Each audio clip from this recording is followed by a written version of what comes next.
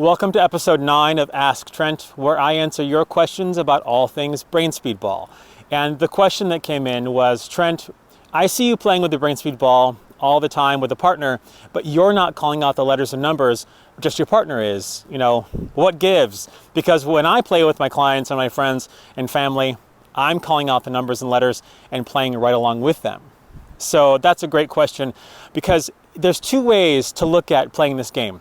So playing with a partner where you're also calling out the letters and numbers is a great way to play. It's a fun game that keeps it really light and engaging. And oftentimes when I'm showing you a video of me playing, I'm in the instructor role and I'm teaching something at the same time. So oftentimes I'm demonstrating the other side of the game, which is assessing how fast the ball should go, where the angles are, if you're going to bounce it, if it's two balls at once, and also paying attention to where there might be weaknesses in visual pathways or vestibular pathways. And so if you see me playing the game and I'm not calling out the letters and numbers with my partner, that's what's going on.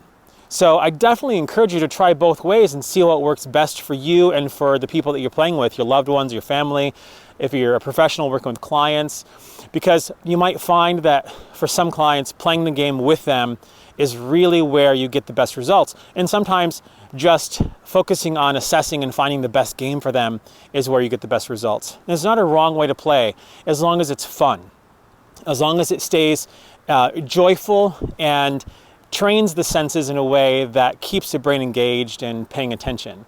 And so just to make that distinction, now, obviously, if you're in a teaching mode, you might find that you can get really serious. So I don't want you to think that just because you're in a teaching mode and you're not calling out the letters and numbers, that it's time to get really serious. So if you're in that mode, make sure that you're keeping it light as well, because sometimes when you're assessing a situation and you're finding gaps or weaknesses, and it can become really corrective, and the instructions and the corrections and the don't do this and make sure you do that, those start to show up. So if you find that to be the case for you, that might be a sign for you to shift into just playing the game the same way that you're playing with your partner, so that you can make sure you keep it fun and you keep that brain engaged and paying attention. And so if you have any other questions, or you see me playing the game, or you see other games that are being played and you want to know, like, what's going on there? Why are they doing it like that? I don't do it like that. Throw them in the comments, shoot me some more questions, and I'm happy to dive deeper on the topic. So thank you for tuning in to this episode of Ask Trent, and I'll see you next time.